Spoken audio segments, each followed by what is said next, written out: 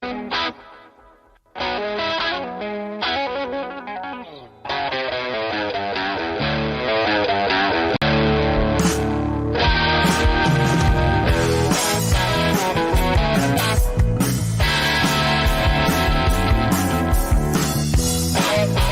just business. This is nothing personal. Here you go. Here you go.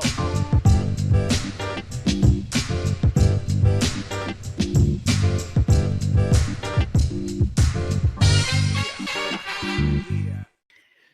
106. That's the nothing personal number of the day, as in 106 hours until MLB's trade deadline. Hello, my name's David Samson. Welcome to Nothing Personal.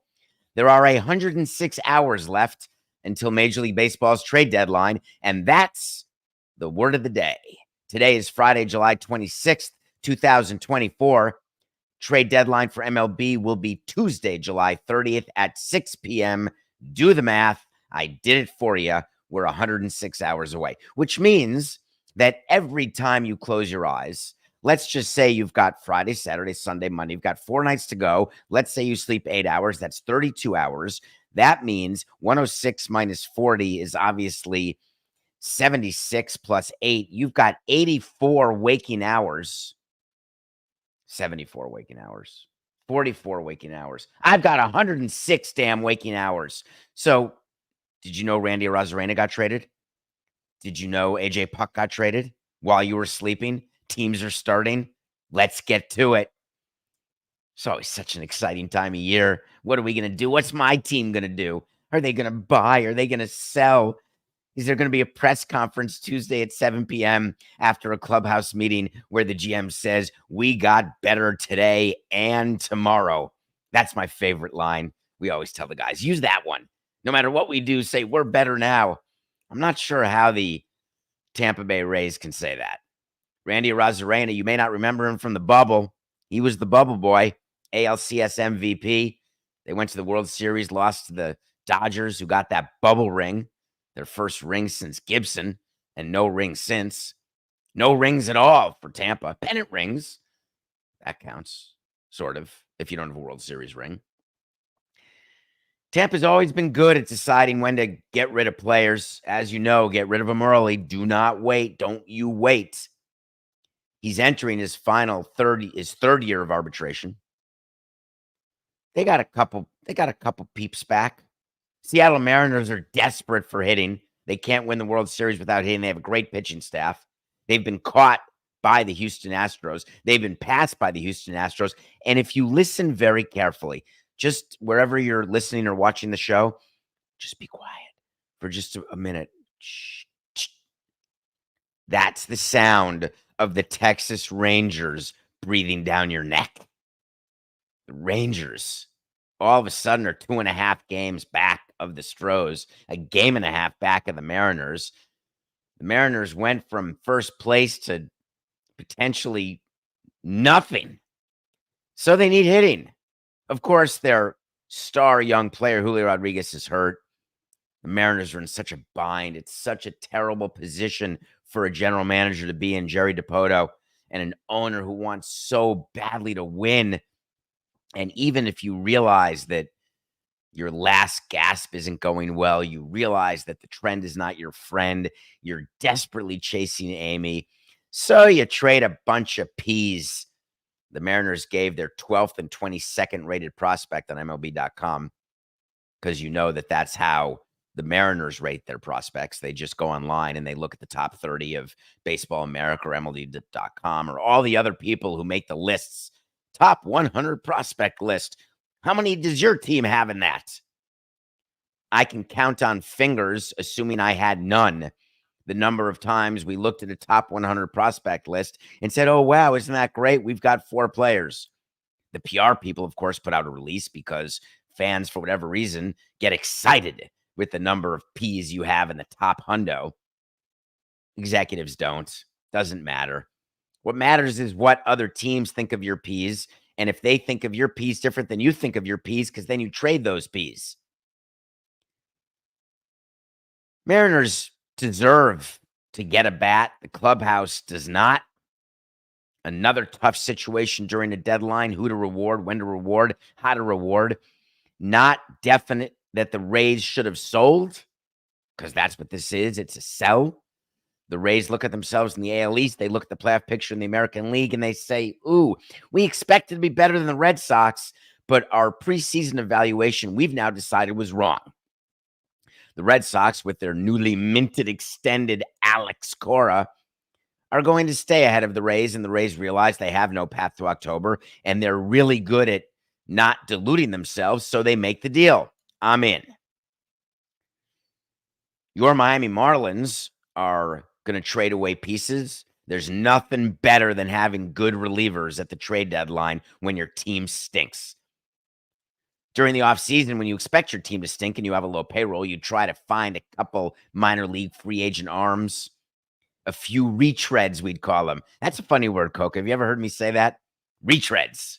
That's so mean. But that's how we would describe players who once were good, who had moments of brilliance. And we say, yeah, but they've had 4 years of stinking. We'll bring them in because maybe they'll find their glory days just for a couple months, and we can sign them for nothing and then move them and get some peas in our system to add to our luscious green system. So the Marlins, do you remember when they were starting AJ Puck at the beginning of the season? I mean, they had to because of their injuries, so I'm not yucking on Peter's yum. Why would I do that? He's been such a brilliant hire by Bruce Sherman.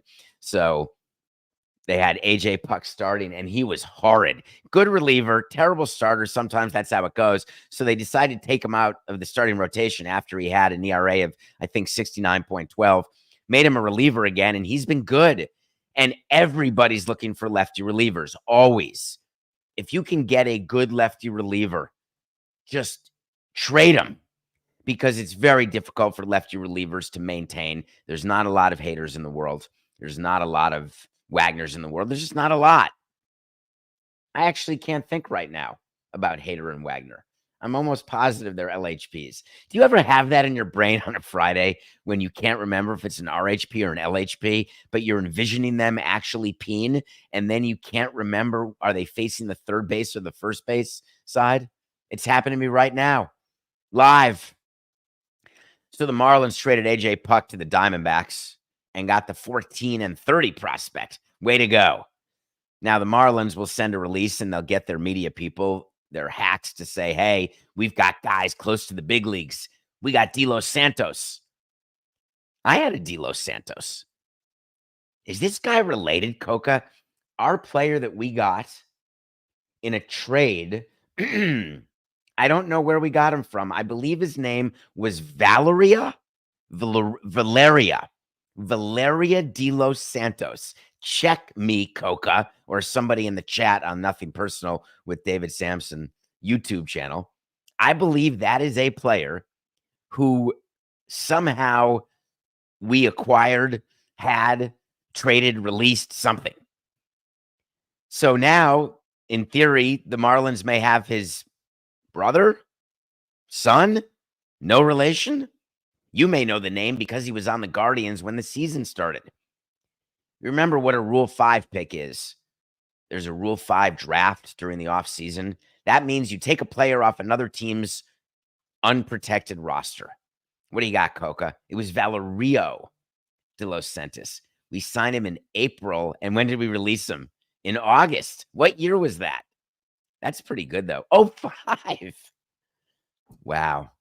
I have a strange brain. I need a minute right now to ponder why that was in my head. I assume that he was not very effective for us, given that he was on the team for 4 months. Oh, that's funny.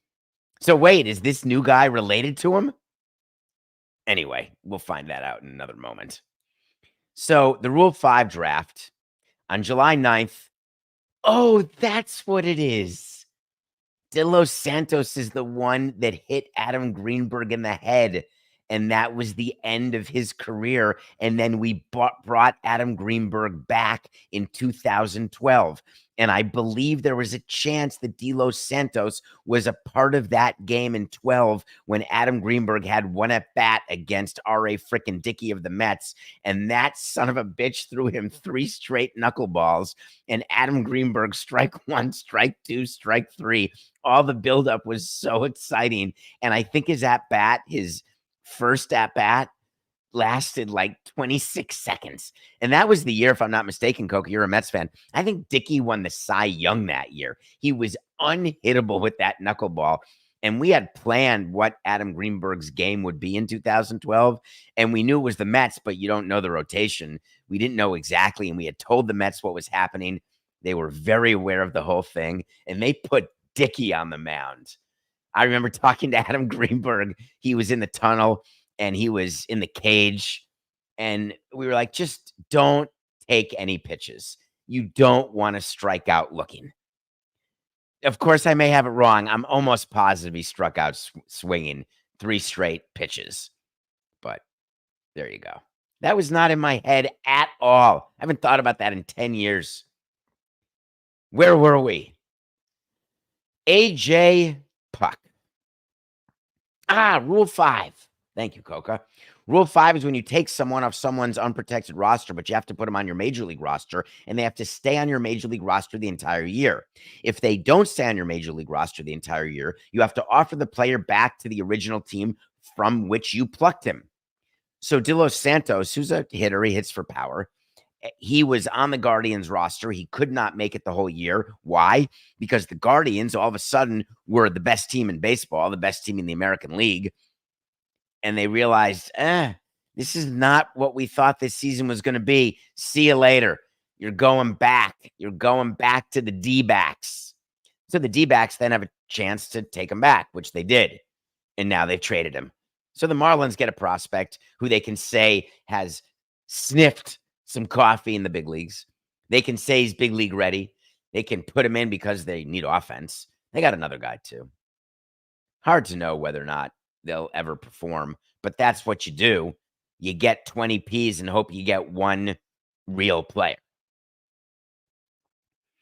It's not all that's going on in Major League Baseball. As a matter of fact, one of you asked me maybe my favorite question of the year. Coca? You know what I want? I want to talk to Samson. So you want to talk to Samson. That's from a character named Samson in a movie called Half Baked. If you're spending your weekend 3269 baked, welcome. You can ask me questions on X, David P. Samson. Go to davidsamsonpodcast.com, wherever you want to go. David, hello. I like that. Hello. And I'm so angry that I'm just not going to take it anymore. I think this person may be of an advanced age trying to quote the movie Network, but I digress. Our best player has what you call a self-inflicted injury. I wonder if this is a member of the Oakland A's front office. Mason Miller broke his hand. How much more can I take? Well, let me start by saying hello, and I'm sorry. You've had one heck of a bad year. But the good news is that you're going to sizzle your tootsies next year in Sacramento, so you will have a great year as an Aths fan. Mason Miller is the best closer in the game. He's a kid. He's got 5 years of service left before he's a free agent. He's unhittable. You saw him in the All-Star game. You're an Oakland A's fan. You've watched him all season long. And guess what he did yesterday? He broke his hand.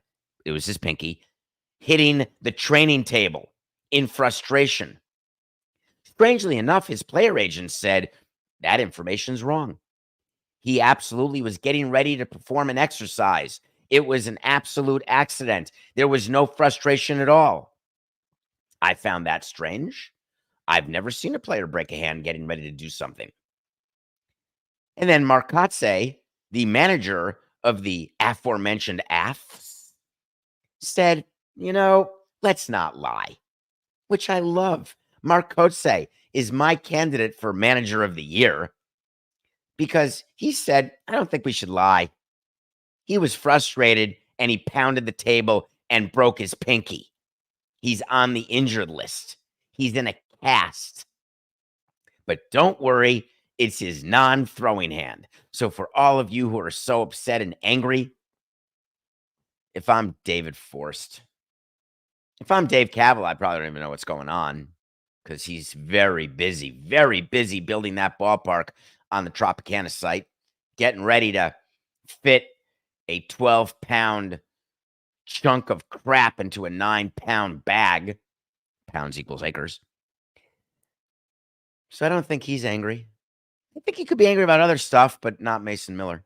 If Mason Miller was going to be traded by the Aths, which I don't believe he was ever going to be traded because it's way too early, even though I would have traded him, because I told you on a previous episode that you will get more for him than you could possibly imagine, and he is not going to be cheap and maybe not good by the time the Aths are ready to be good, by the time they're ready to be a new ballpark, when I'll have a lot of gray hairs. So if the A's were trying to trade him and now he's out for 2 weeks, does that change what the return is for him? And the answer is no. When you're evaluating, there are teams like the Dodgers who take injured players and they pay for them to rehab for a year. You think the Dodgers or any other team from mid-market on up is going to be upset about a 2-week cast with a pinky broken on a non-throwing hand? Hell no. You give the same return. I'm not trying to snipe the A's right now and say, I'll take your injured player for you. I'm calling the A's and saying, trade me Mason Miller. Here is my entire team. Who do you want? You want 5 of my P's? You got it. You want 30 years of control for 5 years? I'm in. That's how trades, that's how analytic GMs talk. They walk into the president's office and say, oh, we just got back 15 years of control for a guy who's going to be a free agent. And they pat their back and say, how good are we?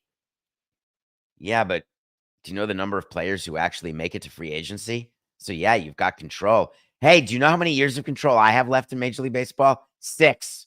Coca, 6. Sarah, 6. We have 18 years of control. Do you think the Ringer would like to trade for 18 years of control? I'm still trading for him. And if I'm the A's, I'm trading. But can you imagine that agent so badly trying to cover up the fact that his client is frustrated and did a self-inflicted injury, which really does bother me? All these players, it's happened how many times, Coca, during the course of this year? Ganoog, it's enough. Stop hitting things. If you're frustrated, you know what I would put in the clubhouse? And I never did it in any of my 18 years, but I think I'll do it. I would have done it if I'd thought of it. But I didn't have Coco around to give me great ideas. I would have made like a room, a blackout room, which the players would not have been able to use, like with videotapes and iPads and stuff. But I would have had a very tiny room where you can only like walk in, like a tiny little closet, no chairs, no comfort, no nothing.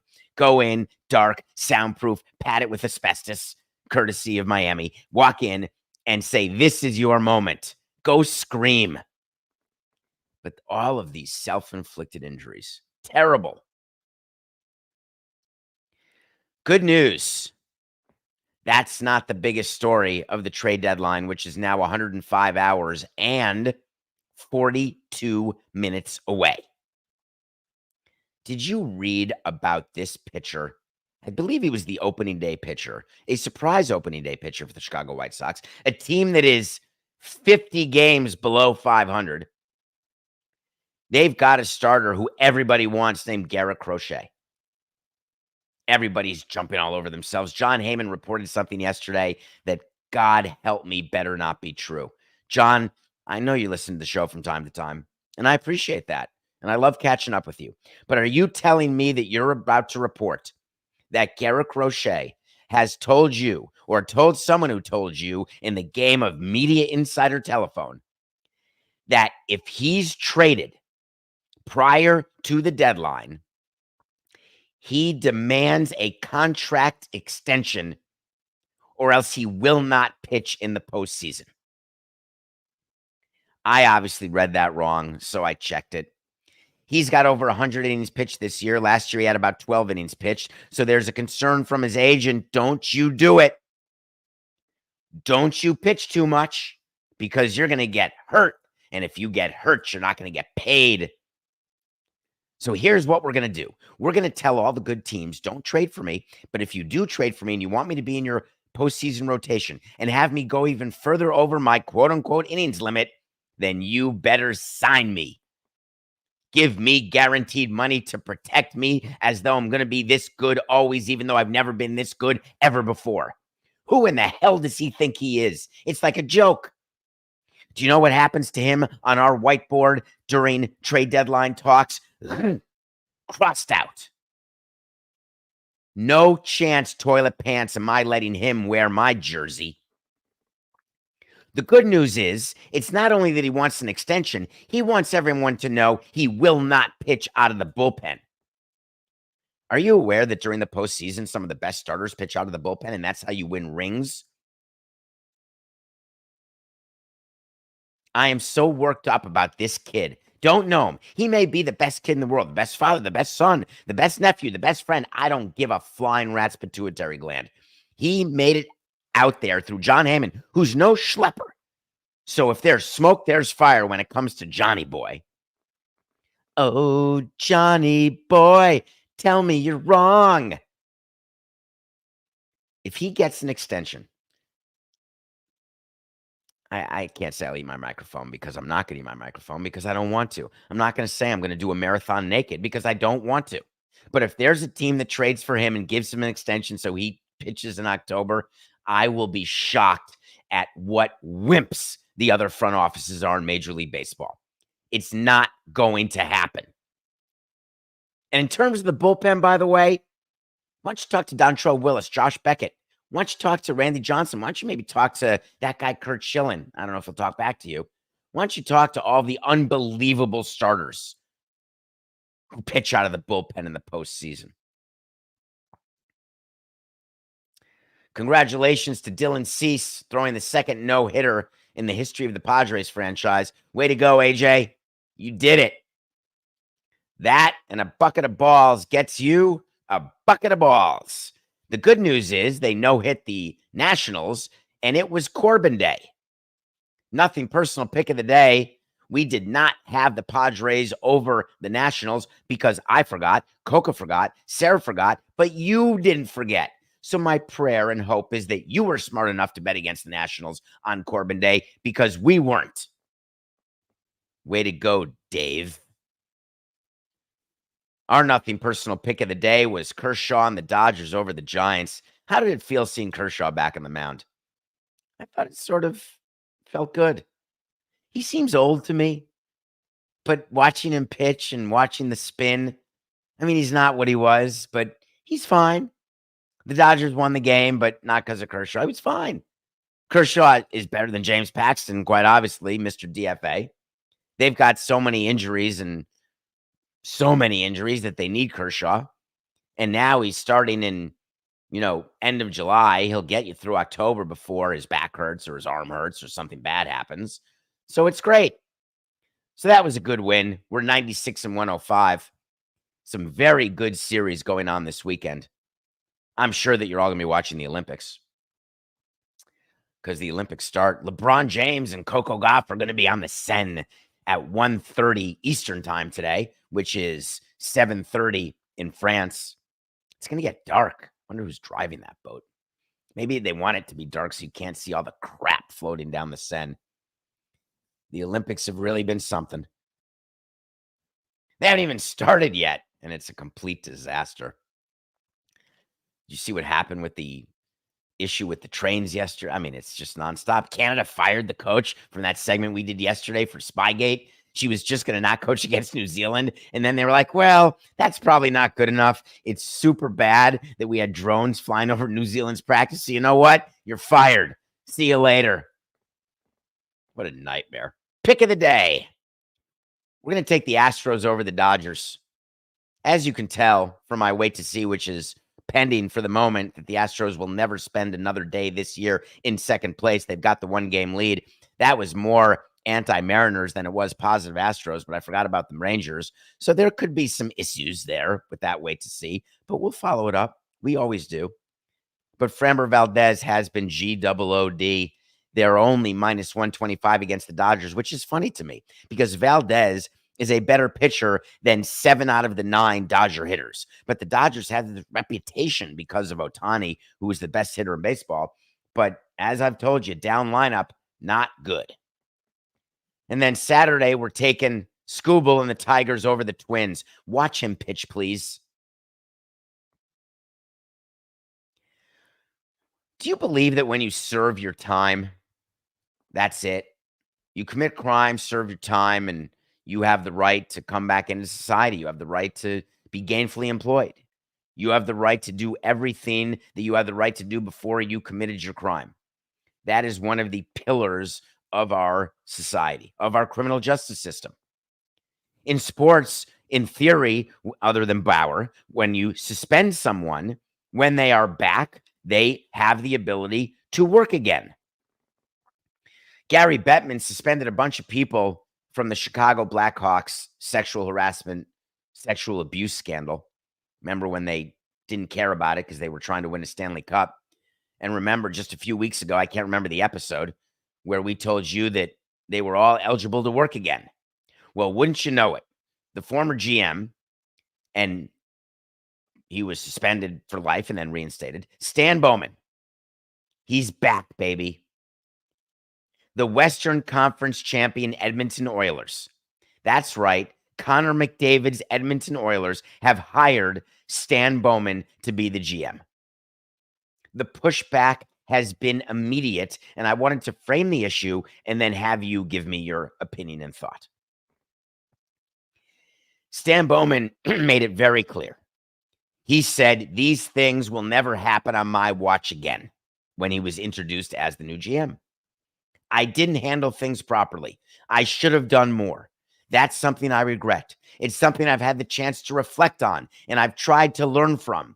I like it when people say they've tried to learn from their previous bad behavior, but I can't figure out exactly what they do. It's like, other than Myers Leonard, who did a great job, I don't know that many people who, when they have to go into rehab or when they have to speak to groups, when they say things that are misogynistic or homophobic slurs, whatever they do, they meet with a bunch of community leaders, and then they say, all right, I've reflected. In crime, there's a punishment. And the punishment, whether it's a year or 10 years or 5 years or 30 days or probation, it's pretty much set by a judge. You can have an appeal. There's a whole system. The NHL and all sports teams, sports leagues, they have systems, sort of. Arbitrators are often the commissioner. We'll not discuss that. The fact is that it's a little more nebulous how it all goes. But I still want to believe that Stan Bowman took the time to reflect on what he didn't do. Now, of course, the original thought was, oh, I had no idea, but we were told about it, but we just said, that can't be a big thing. So I reflected and thought, hey, if my players don't feel safe and they're being sexually abused, that feels like a big thing. But Lord Stanley's Cup is a way bigger thing. So I'm wondering if the reflection means that if Connor McDavid is in any way in trouble, which he has not been, I'm using this as an example, please. You think he's going to say something? Is that the type of improvements he's made? That it's never going to happen on his watch again? Well, the Edmonton Oilers are being crushed up and down the East Coast, all through Canada, province by province. There could be some jealousy around. But the theory is this. He served the suspension, he got reinstated, and he's eligible to be hired again. If you're a team, is the juice worth the squeeze? Do you want to have a press conference where you have your newly minted, your shiny new toy, have to say to everyone, man, these things aren't going to happen. I've learned. I've paid the price. Or do you just find another person to run your hockey team? That's the thing that we always look for. Is there anyone else who can do what this guy can do where we don't have to have a press conference, which is a mea culpa? Is there any way we could do that where our brand isn't associated with someone who did something so freaking horrific that it's unthinkable? Anyway, I think it's up for you to decide that. Well, the Edmonton Oilers have made their decision. They've made their bed. They're going to lie in it. And the problem is the majority of fans, including the most famous Edmonton fan, I would assume will be fine. And if you are a front office that knows your fan base is fine and you know that he's the best person for the job, you say to yourself, who cares? Tarnished. We'll win the cup. I don't know that I agree. We'll wait to see on how it goes with Bowman. I'll tell you one thing, you end up with a much shorter leash when you're in that position. If they take a step backwards and there's still some issues, I think you move on from him way faster than you would from a different GM. We'll find out. All right, Coca, let's take a break. When we come back, I'm going to review the series that just finished on Apple TV called Presumed Innocent. I've got an update for you, and then I've got a story about a legal case and a decision that came down from a Supreme Court of one of the very states in our union that will blow your mind. Do not go away.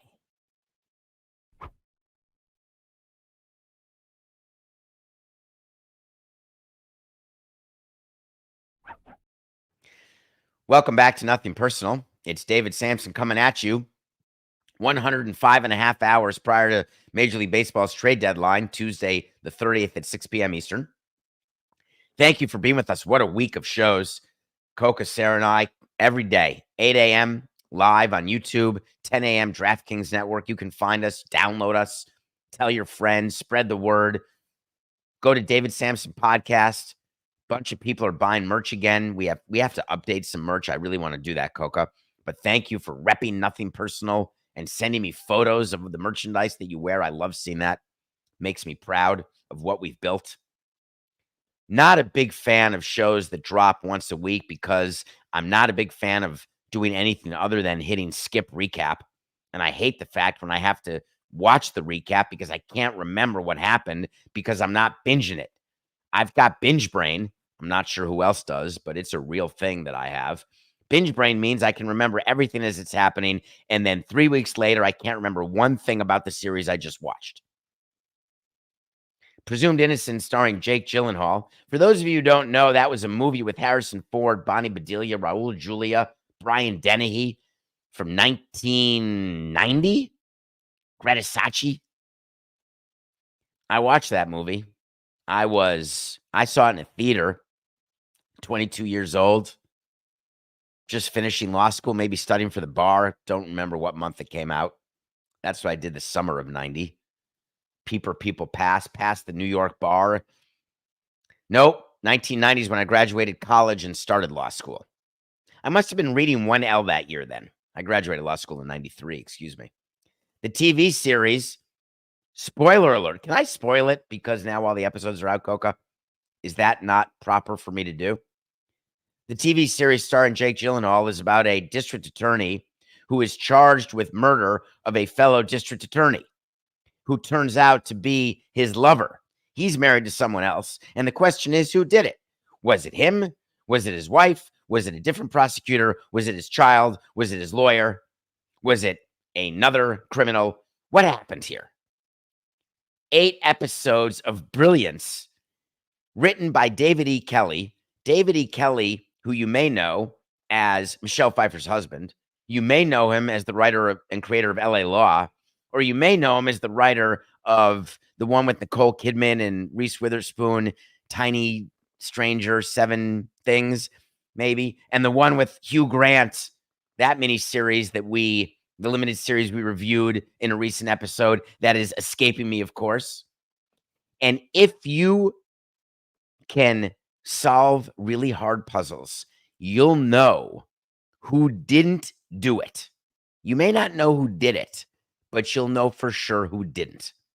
David E. Kelley, Hugh Grant. Stay with me. It's worth it. Watch the show.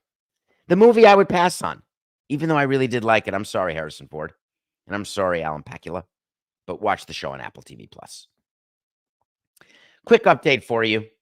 When I'm wrong, I'm wrong. And when I have an opinion based on a incorrect foundation, I want to bring it up.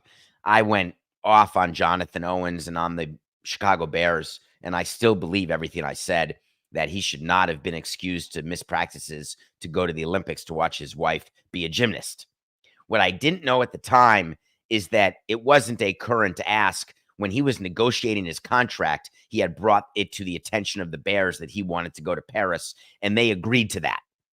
So given that it was a negotiated leave of absence, fine. That said, that's a precedent I would not have set. No chance. All right, Coca, this is it. It's Friday. We got 15 minutes left, and I'm about to tell you all a story. And I can't wait. So one thing that interests me as a lawyer, what you do in law school is you read cases and you read the holding of a case, which is the most important part. What do you get from that case? What is the thing in that case that can be used in future cases when you cite that particular case so you can inform your judge, hey, this is what the precedent is because that's our system. So therefore, that happened. So therefore, this should happen. So that's the holding of a case. Then, of course, at the end of a case, often there are opinions written. There are majority opinions. There are dissenting opinions. A majority opinion is opinion, let's call it, for purposes of this show, the winning opinion. It doesn't mean it's the best opinion. It doesn't mean it's the right opinion, but it's the winning opinion. The losing opinion is called the dissenting opinion. The dissenting opinion comes from the people who got outvoted. In the Supreme Court, when it's 5-4, the majority opinion comes from the 5 people. The dissenting opinion comes from the 4 people. There is a case. Let me set up the facts for you. Have you ever eaten chicken wings? What do you think of when you eat chicken wings? I think of mess. I think of napkins that are required, stuff on your face. I think of bones. I think of eating carefully. I think of the nightmare of getting a bone in your mouth and chewing down and having to put a hole in your mouth and having to go to the dentist on a Saturday in an emergency. When I read about boneless chicken wings, I don't think about that at all. I think about pounding boneless chicken wings. You can't eat a regular chicken wing quickly. And I'm not talking about Joey Chestnut or any of these other professional eaters. Screw that. I'm talking about when you're at a place watching a game eating chicken wings that have bones, you're eating carefully. You're thinking about bones. When you're eating boneless chicken wings, and I'm getting somewhere, hang with me. When you're eating boneless chicken wings, guess what? It is reckless indifference toward bones because they're not supposed to be there. Well, wouldn't you know, in Ohio, a man went to a restaurant. He ordered a bunch of boneless chicken wings. He took a bite, and all of a sudden he was like, that could be a bone. He didn't realize what it was. He left the restaurant. Then he got sick. It turns out there was a bone in the boneless chicken wing, and it lodged in his esophagus, created an infection. Not good. So, of course, he sued the restaurant and said, excuse me, I would think that your boneless chicken wings wouldn't have bones. And the restaurant said, aha, you'd think that, but you'd be wrong. And I'm going to get the Supreme Court of Ohio to agree with me. And they did. Can you believe that in Ohio, there are real judges who say the following? This is real. Just want to make sure that we understand what I'm telling you. A diner who reads boneless wings on a menu would no more believe that the restaurant was warranting the absence of bones in the items than believe that the items were made from chicken wings.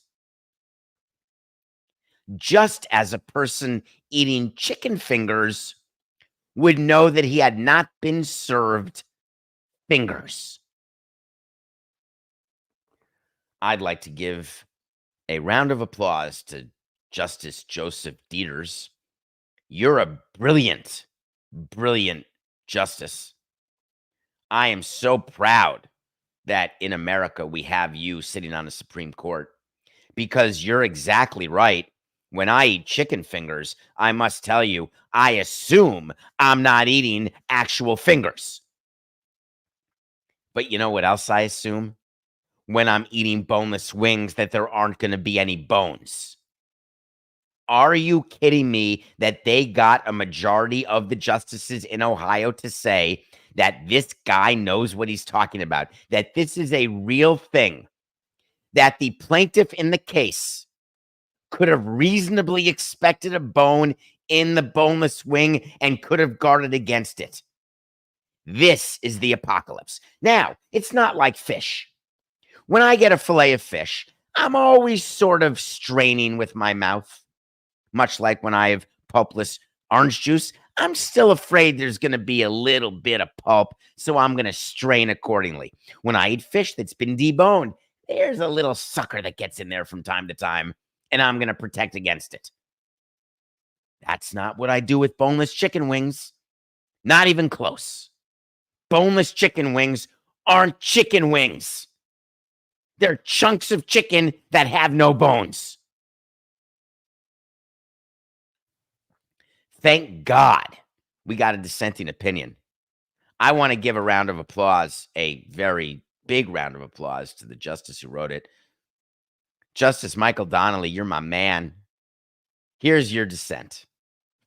This is pretty good. The question must be asked: does anyone really believe that the parents in this country who feed their young children boneless wings or chicken tenders or chicken nuggets or chicken fingers expect bones to be in the chicken? Of course they don't. When they read the word boneless, they think that it means without bones, as do all sensible people. Isn't that amazing? Now, he used another word. And this is, I've never seen this in all the cases I've read. He called the reasoning by the majority who said you got to be ready for bones and boneless wings. He said their reasoning was utter jabberwocky. If that's not a word of the day, Coke, I don't know what is. Utter jabberwocky. The result in this case is another nail in the coffin of the American jury system. He's not wrong. He's not wrong. The majority declared as a matter of law that no reasonable person could consider the facts of this case and reach a conclusion contrary to the one it reaches, which of course is ridiculous. Everybody would reach a different conclusion.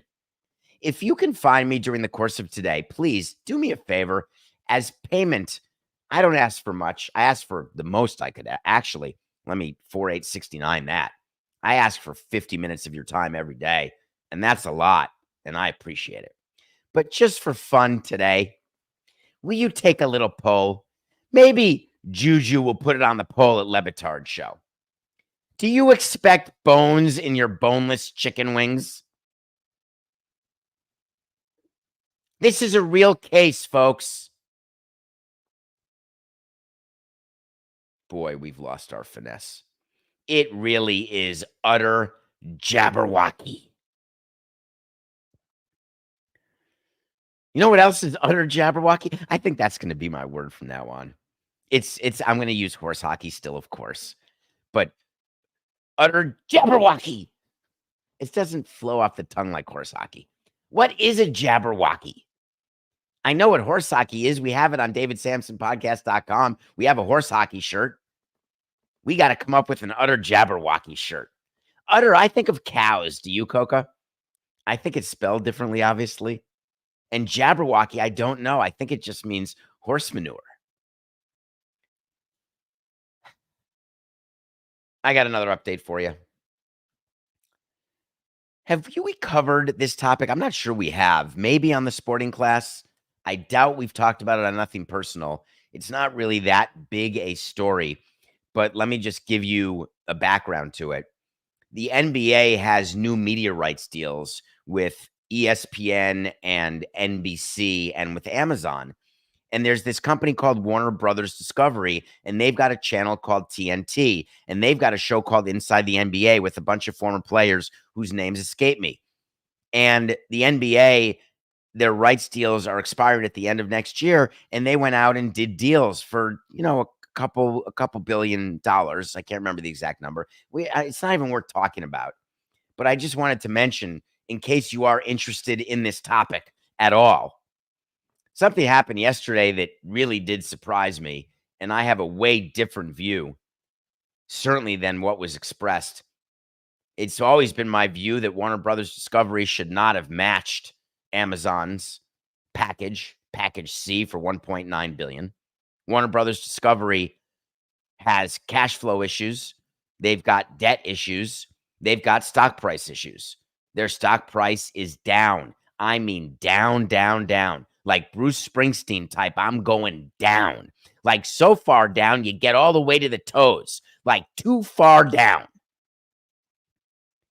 But of course, TNT and Warner Brothers Discovery got into a war of statements with NBA, and Adam Silver didn't care about it. They released their new partners. They put the graphics up for Amazon, and they told you where you're going to find your games.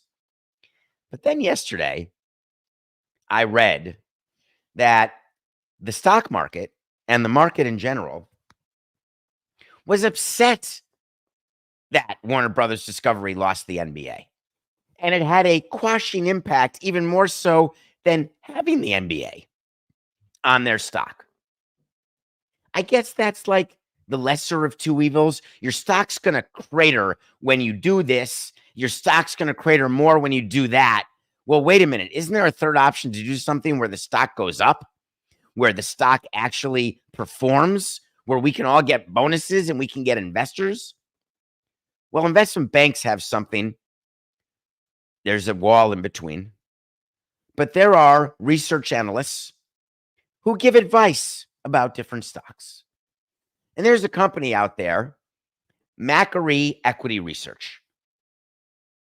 And somebody from Macquarie Equity Research sent a note to the clients that said, we have held on to our Warner Brothers Discovery rating. You can rate a stock buy, hold, sell. You can downgrade it from buy to hold, from hold to sell. You can say strong buy, regular buy, really sell right now because bad stuff's going to happen. Hey, I'm pretty neutral. Could be good, could be bad. Stock price could go up, could go down. Those are the choices. This guy said we've held on to our WBD rating in hopes that it would retain the NBA. Losing these key rights means it loses a core content asset for both its linear networks, TNT, and its Max streaming service. And we are therefore downgrading WBD from outperform to neutral. Outperform means it'll outperform the stock market. Who doesn't want to outperform the stock market? Stock market's up 10%. I'd like to be up 12. Stock market's down 10. I like to be down only 7. Outperforming, bueno. Past results are not indicative of future performance. Past performance is not indicative of future results. Say it however which way you want it. I had a different view, totally different view, and I'm not sure I'm wrong. The stock got crushed. But the fact is, Warner Brothers Discovery shares have lost about 36% of their value over the past year. Basically at a third of where it was when it was formed in 2022 after that spinoff. Remember the merger with Discovery and it became Warner Brothers Discovery? They've got to do something. David Zaslav has to figure out with his board, what is the plan? We've got the French Open, we got a bunch of rights, but what is our plan where we can go to our shareholders and we can go to Wall Street and go to the analysts and the research analysts and we can get ourselves back to outperform by outperforming. We get ourselves back to buy because we can stop people from selling. What do? We're going to get into a legal fight with the NBA that we can't win? We're going to impugn Adam Silver's right to sign a deal with Amazon when clearly the NBA's lawyers are clear as day that what they did with Amazon is kosher, totally kosher. So the plan is we're going to fight. We're going to let people know that we're not going to take this anymore.